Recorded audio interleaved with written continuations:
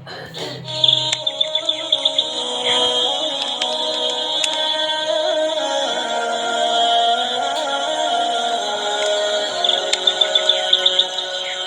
باللہ من الشیطان الرجیم، بسم اللہ الرحمن الرحیم۔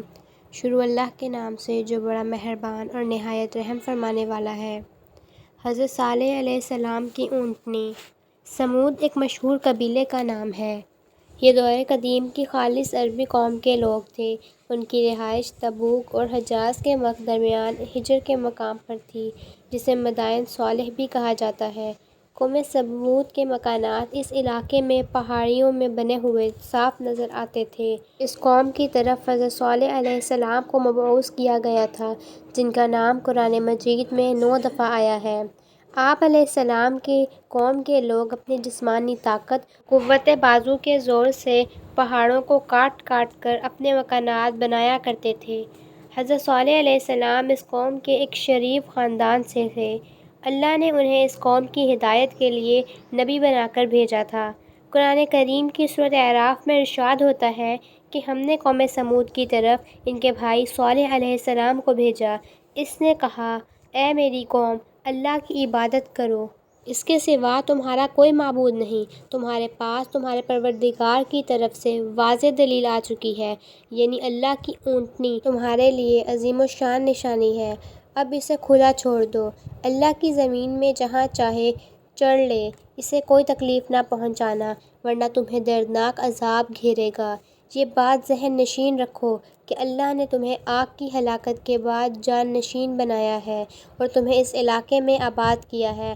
تم میدانی علاقے میں بڑے بڑے محل بناتے ہو اور پہاڑوں کو تراش کر گھر بنا لیتے ہو، تو اللہ تعالیٰ کی نعمتوں کو پا رکھو اور زمین میں فساد کرتے نہ پھرو۔ اس قوم کے متکبر سرداروں نے ایمان لانے والے کمزور انسانوں سے کہا کہ اگر تمہیں یقین ہے کہ صالح علیہ السلام اپنے رب کا پیغمبر ہے۔ انہوں نے کہا کہ ہم تو ان کے لائے ہوئے پیغام پر بھی بھرپور یقین رکھتے ہیں۔ متکبرین کہنے لگے، جس چیز پر تم ایمان لائے ہو ہم واضح طور پر اس کا انکار کرتے ہیں۔ پھر انہوں نے اسی پر بس نہیں کی بلکہ اللہ کی اونٹنی کو زخمی کر دیا اور اپنے رب کے حکم سے اعلانیہ سرکشی کی اور کہنے لگے، اے صالح، اگر تو واقعی پیغمبر ہے تو وہ عذاب لے آ جس سے تو ہمیں ڈراتا رہا ہے۔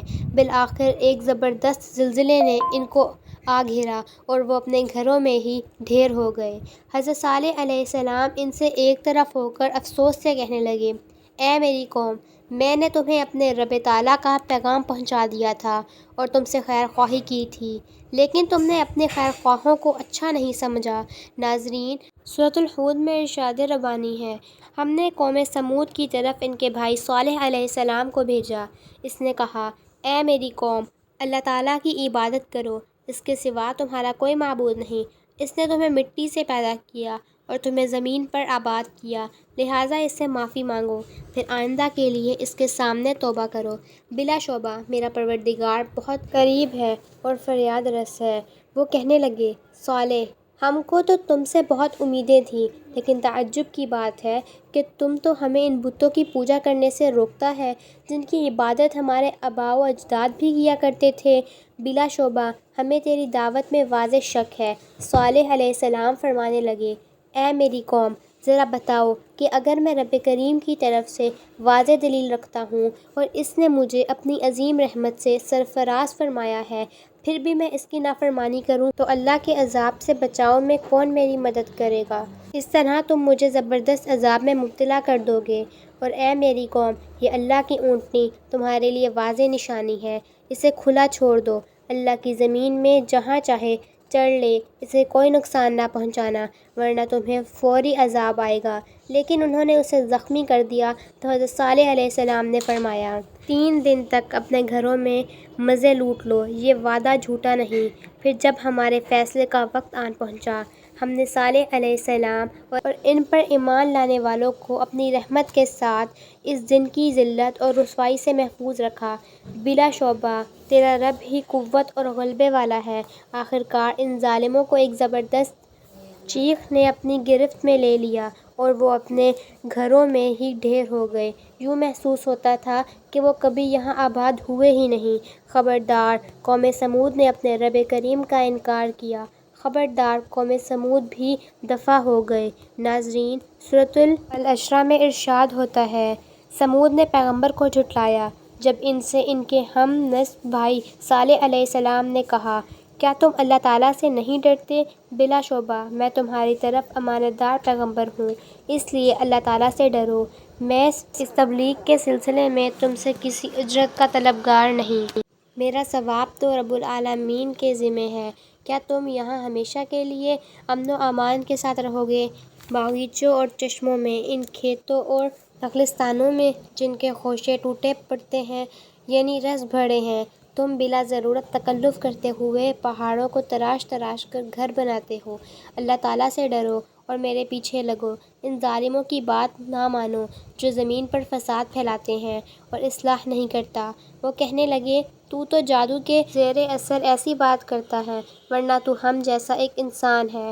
اگر تو واقعتاً سچا ہے تو کوئی معجزہ دکھا۔ صالح علیہ السلام نے فرمایا، یہ ایک اونٹنی ہے جو اپنی باڑی پر پانی پیے گی اور تمہیں بھی ایک معین دن میں پانی لینا ہوگا۔ کسی برے ارادے کے ساتھ ہاتھ نہ لگانا ورنہ تمہیں ایک عظیم دن کا عذاب گھیر لے گا۔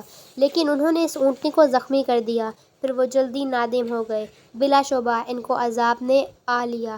اس واقعے میں بہت بڑی نشانی ہے، مگر اکثر لوگ ایمان نہیں لاتے۔ بلا شبہ تیرا رب ہی غالب نہایت رحم کرنے والا ہے۔